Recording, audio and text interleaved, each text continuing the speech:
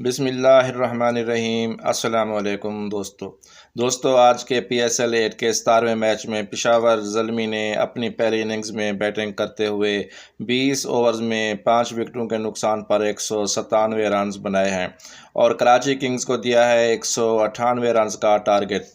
دوستو آپ سے گزارش ہے، اگر آپ چینل پر نئے ہیں تو چینل کو سبسکرائب کر دیں اور گھنٹی کے بٹن کو بھی دبا دیں تاکہ میری ہر آنے والی ویڈیو آپ کو بآسانی ملتی رہے۔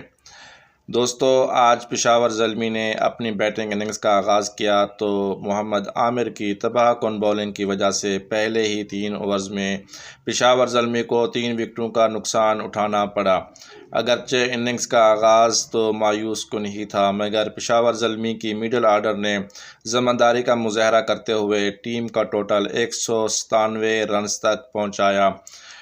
اوپنر محمد حارث نے ایک گیند کھیل کر بغیر کوئی رنز بنائے محمد عامر کی گیند پر آؤٹ ہو گئے۔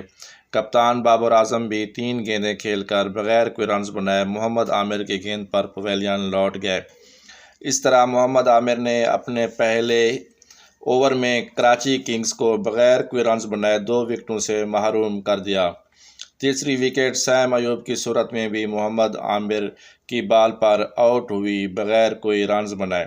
حسیب اللہ نے 29 گیندیں کھیل کر 50 رنز بنائے، جس میں 4 چوکے اور 3 چھکے شامل ہیں۔ ٹام کیڈمور نے 45 گیندیں کھیل کر 56 رنز بنائے، جس میں 5 چوکے اور 3 چھکے شامل ہیں۔